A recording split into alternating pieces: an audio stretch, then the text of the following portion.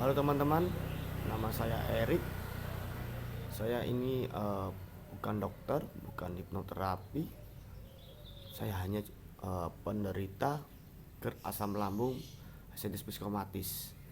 Sebelum saya bahas GERD, dulu saya pas kecil, ketika baru lahir, kurang lebih umur sekitar setengah tahun, orang tua saya bercerita saya dulu kena penyakit alergi khusus, sensitif terhadap lambung saya.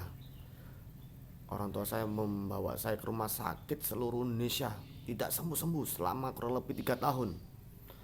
Dan lucunya, penyakit itu sembuh karena sebuah minuman minyak tanah. Kok bisa? Nah, ketika saya umur kurang lebih 3 tahun itu, saya masih ingat sebelum saya sekolah TK kalau nggak salah ya. Saya ini lari-larian sama kakak saya, lari-larian, terus saya merasa capek. Di meja itu ada minuman air putih. Saya pikir itu adalah air putih biasa yang saya biasanya minum. Ketika saya minum, ternyata saya pingsan, kayak mulut berbusa, dan saya masuk rumah sakit. Ternyata kakak saya ngerjain saya. Ternyata entah ngerjain atau gimana, pokoknya itu minyak tanah saya minum. Ketika saya dibawa ke suatu rumah sakit di Surabaya, dokternya kaget. Yang biasanya menangani penyakit saya ini berkata pada orang tua saya, loh, kok lambungnya sekarang ususnya kok baik, ada apa? Orang tua saya kaget. Kenapa dok? Mama saya bertanya kepada dokter. Ya, sudah tidak ada penyakit lagi, sembuh total. Dan di situ puji Tuhan, memang mujizat itu nyata, tanpa disadari, tanpa apa, semuanya itu berkat anugerah Tuhan. Tidak ada yang mengerti. Ternyata minyak tanah itu bisa menyembuhkan penyakit dalam. Dan sampai saya sekolah SD, saya tidak pernah merasakan namanya gangguan pencernaan sama sekali. Saya makan sambal apapun los pokoknya. Ketika saya SMP, saya masuk UKS. Perut saya nyeri banget, seperti tertusuk-tusuk. Terus pokoknya jalan tuh nggak bisa, harus membungkuk sampai merangkak saya ke UKS di SMP. 2 hari sekali kambuh, 2 hari sekali kambuh. Di situ saya juga dikasih obat sama UKS. Obat bisa dibeli di apotek, pokoknya jual bebas lah.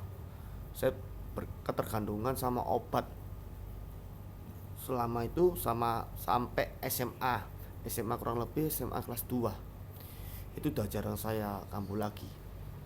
Nah, di SMA kelas 3 ini saya sudah mengenal namanya minuman keras. Minuman keras karena pergaulan lah. Saya minum, mabuk, gini-gini. Malah saya nggak pernah namanya sakit lagi, asam lambung yang dikatakan mah itu. Sampai saya kuliah, saya udah merasakan lagi. Dan saya itu berhenti minum pas zaman kuliah, sekitar kurang lebih tahun 2011 atau 12 gitu. Saya berhenti minum karena saya mengalami trauma. Karena pas itu saya minum, eh, apa nama itu, saya mengalami trauma itu. Intinya habis minum saya itu melihat ke atas tuh kayak muter-muter gitu, dunia muter-muter muter-muter muter. Di situ saya trauma, sampai akhirnya saya memutuskan berhenti minuman keras. Tapi lucunya, ketika saya minuman keras, badan saya ini dulu kurus banget. Ketika saya mengenal minuman keras, kok saya gemuk, gampang gemuk. Saya berpikir, logika sih kalau sekarang ya saya amati, oh berarti ini matikan kayak cacing-cacing yang ada di dalam tubuh saya atau virus apapun. Tapi sayangnya dulu minuman keras saya bukan buat penghangat tubuh, tapi buat karena pergaulan saya. Nah, di situ saya bener, tapi tidak minum, tapi saya masih merokok. Saya merokok sampai saya dulu tuh sering membohongi pacar saya yang sekarang istri saya. Nah, situ saya mungkin merasa bersalah juga. Ketika tahun 2020 ada musim corona. Nah, itu katanya musim corona, infonya, berita hoaxnya kalau kita minum alkohol bakal nggak bisa kena corona dan sebagainya macamnya. Tapi pas ketika tahun 2020 ada corona itu, saya tidak minum, saya cuma mengonsumsi vitamin C. Karena apa? Dalam diri saya mengatakan saya nggak percaya corona itu ada, paling ini manipulasi apalah dan sebagainya macamnya. Maklum pas itu saya berkata ke teman, nah corona itu apa sih, itu cuma penyakit greges dan sebagainya macamnya, dan semuanya itu hanya buatan, saya bilang itu hanya isu, mengalihkan isu tentang politik negara dan sebagainya macamnya. Ternyata saya salah, corona itu memang ada. Tapi pas ketika tahun 2020 memang saya konsumsi vitamin C terus, saya di tes antigen dan sebagainya, memang saya negatif. Padahal orang suruh pakai masker, saya nggak pakai masker. Sampai istri saya itu bingung, kamu kok bandel dibilang masker nggak mau dan sebagainya macamnya, intinya gitulah. Nah, ketika saya nggak pakai masker, jarang cuci tangan, saya bilang jangan pikir corona itu gini-gini, itu buat pikiran tambah nggak tenang, saya bilang. Ketika tahun 2021 corona itu berkata nyerang ke lambung, nah saya masih ingat saya kan punya lambung, tapi saya masih tetap tidak percaya. Ketika itu saya bukan nongkrong, saya berkunjung ke rumah teman namanya Kak Caudin. Saya ngopi di situ, saya ngopi kopi susu sama merokok. Padahal saya sempat berhenti loh itu di tahun 2020 untuk merokok. Saya pas itu pernah mengalami stres sedikit, saya akhirnya lari ke rokok lagi karena saya nggak mau minum lagi, karena traumanya masih sampai sekarang. Saya merokok, saya minum kopi susu sasetan itu, saya masih ingat, di malam hari sekitar dari jam 7 sampai jam 9 lah kurang lebih. Tiba-tiba saya ini pingin ludah terus, saya ludah. Akhirnya perut saya sedikit gak enak. Kalau perut saya gak enak itu saya minumin obat antibiotik sama obat mah, itu sembuh pasti. Akhirnya saya minum, nggak ada efeknya. Saya meludah. Di situ tiba-tiba itu naik ke kerongkongan, panas banget, panas sekali. Nggak nyangka saya panasnya minta ampun. Akhirnya saya keliengan. Saya mikir, masa ini corona kok ciri-cirinya kok seperti yang saya baca di Google, di berita dan sebagainya macamnya. Saya pamitan sama Cak Udin, saya balik dulu. Loh, kenapa? Aku sesek. Di situ saya merame sesek. Saya lari ke rumah sakit sendiri, naik sepeda motor. Di sepeda motor tuh, geliangannya kayak nggak kuat nafas ini. Ya Tuhan, masa aku, dan pokoknya mikir jelek lah. Aduh Tuhan. Dan pas itu 2021 itu banyak tetangga kampung itu banyak meninggal. Banyak, setiap hari ada pengumuman dari masjid, meninggal ini, meninggal itu dan sebagainya macamnya. Saya mikir, jalan, aduh Tuhan, selamatkan, karena saya butuh oksigen dulu. Butuh oksigen untuk bernapas, karena napas susah sekali. Akhirnya saya datang sampai rumah sakit sekitar jam 9:30 lah, jam 10 lah. Ternyata penuh UGD-nya. Di situ saya tambah nyesek. Aduh Tuhan, saya bilang, dok tolong saya dok. Tapi antri mas, gini oksigennya terbatas gini. Soalnya gini. Saya duduk biasa. Saya sendenan. Saya bilang, Tuhan tolong saya. Ketika itu agak tenang, kurang lebih saya itu nunggu 3 jam. Hampir tenang. Akhirnya dokter memanggil nama saya kasih oksigen. Di situ saya tenang, kurang lebih cuma setengah jam aja saya kasih obat anti nyeri. Dokter bilang, ini lambungmu luka. Habis apa kok bisa luka? Ya dok, saya habis merokok dan minum kopi susu. Di situ saya minum kopi susu itu memang masih 2 gelas kalau nggak salah, banyak lah hitungannya. Akhirnya dokter kasih obat sirup sama obat tablet gitu. Saya pulang, saya udah enakan, saya langsung kerja. Saya pulang dari mana ke jam 2 lah, jam 2 saya pakai kerja, karena dokter bilang buat kerja. karena nanti supaya pikiran nggak kacau. Aku nggak paham maksudnya pikiran kacau gimana. Saya kerja biasa aja udah enak kan. 2 hari kemudian saya pingin makan gado-gado di sebuah warung daerah kerjaan saya makan. Saya lupa ngomong sama yang punya warung jangan pakai sambal karena dokter melarang jangan makan sambal dulu, minum kopi atau minum es lah katakan gitu. Saya lupa sama orang warung tersebut. Akhirnya dikasih cuat sedikit doang, sambalnya sedikit. Akhirnya saya makan, ya nggak terasa pedas banget sih, mak. Ya ada enaknya lah gitu. Saya makan, oh ternyata ketika saya makan, waduh, ini gimana? Kelingan, sempat kelingan, sesak nafas dikit. Saya minum teh pakai gula itu. Saya minum agak enakan, saya balik ke rumah, saya telepon bos, saya mohon maaf saya gak balik kantor karena saya asam lambung naik, agak sesak. Akhirnya bos mengizinkan saya pulang. Eh, Kurang lebih 1 hari kemudian atau 2 hari saya mengalami sesak lagi. Saya datang ke dokter, ternyata gara-gara pikiran. Saya nggak mikir apa-apa dok, dalam hati saya gitu kan. Tapi saya nuruti, ternyata obat yang belum habis dikasih lagi obat resep. Saya nggak kambuh lagi. Akhirnya obat itu habis, sudah enakan. Obat itu habis, enakan. Akhirnya saya di hari Sabtu saya sepak bola. Saya main kurang lebih hampir 1 jaman lah. 1 jaman. Ketika saya keluar dari lapangan, saya muda-muda lagi. Saya merasa ngelak, saya minum tiba-tiba saya kayak perut ini gimana gitu. Tiba-tiba pak saya gelingan gitu. Kayak mau pingsan gitu rasanya. Ketika itu saya mau pingsan, saya bingung. Waduh, ini apa ya. Akhirnya saya ke rumah sakit lagi, sendirian lagi, tanpa istri tanpa anak. Dan lagi saya disuntik obat nyeri juga. Ketika di obat nyeri, badan saya panas sekali. Ternyata saya di antigen saya di situ positif corona. Saya bingung, kan saya berita di TV banyak yang meninggal corona di rumah sakit. Saya takut juga. Saya akhirnya telepon kakak saya, suruh isolasi di rumah. Dokter bilang juga rumah sakit ini tidak menangani pasien COVID.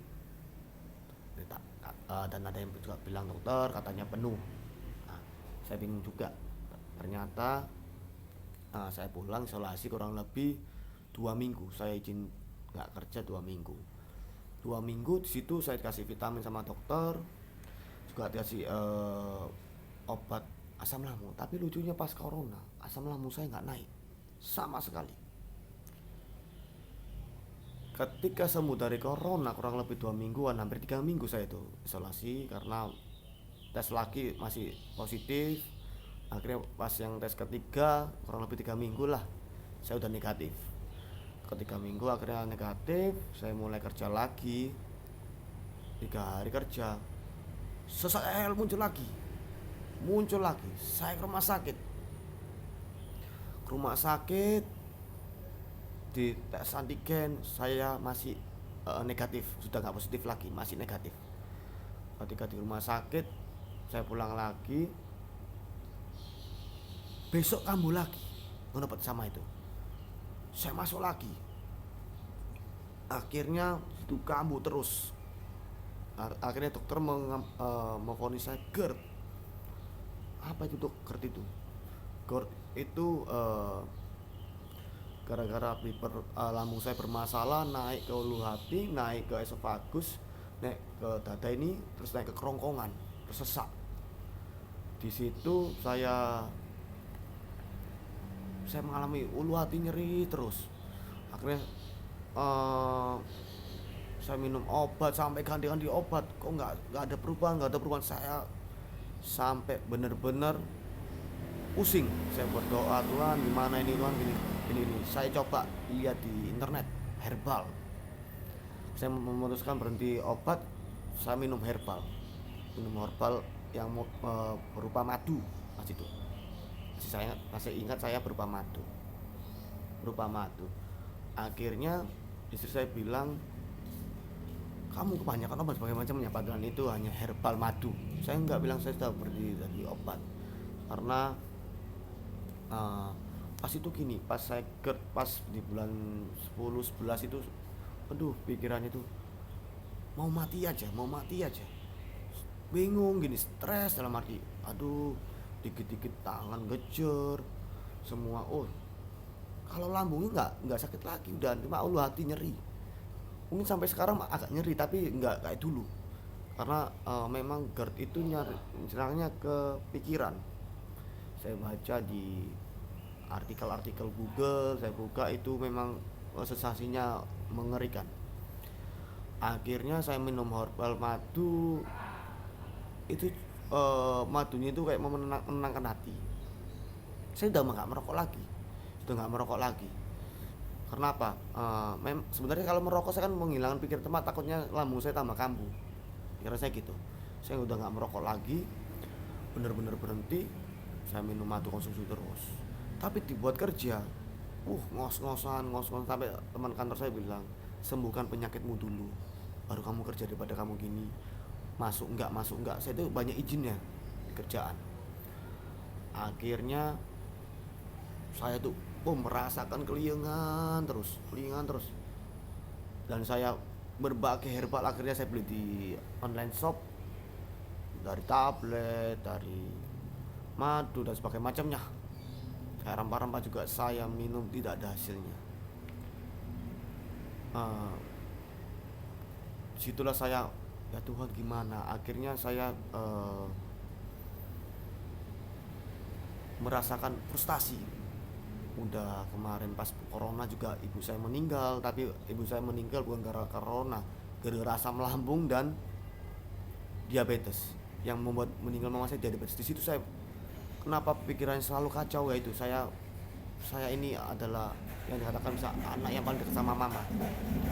Saya teringat mama. Situ saya pikiran kacau dan sebagainya macamnya.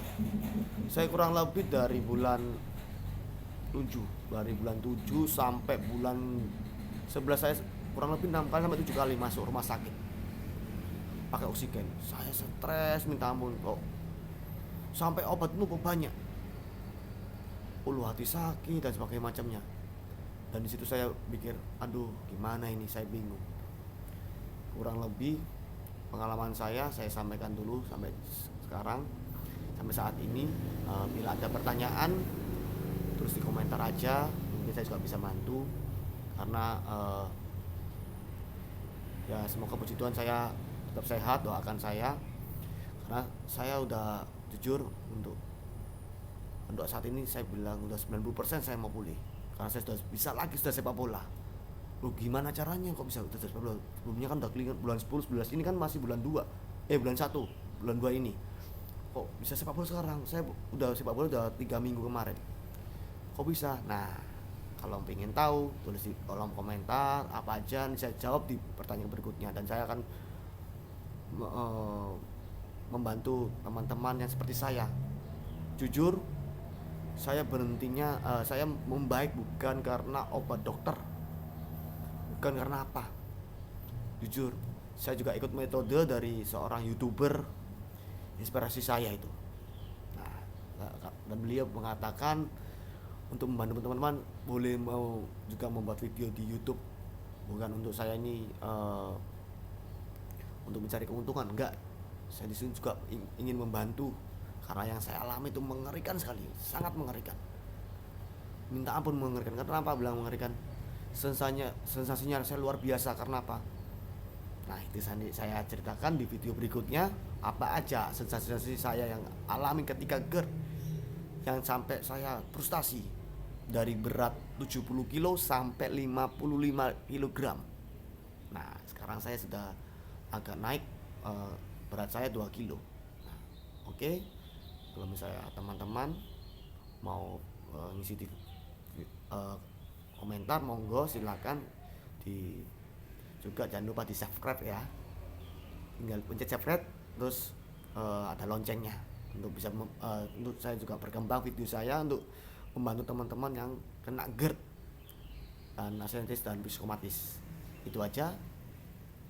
Dadah, selamat sore. Semoga teman-teman juga lebih baik dan lebih sehat. Amin.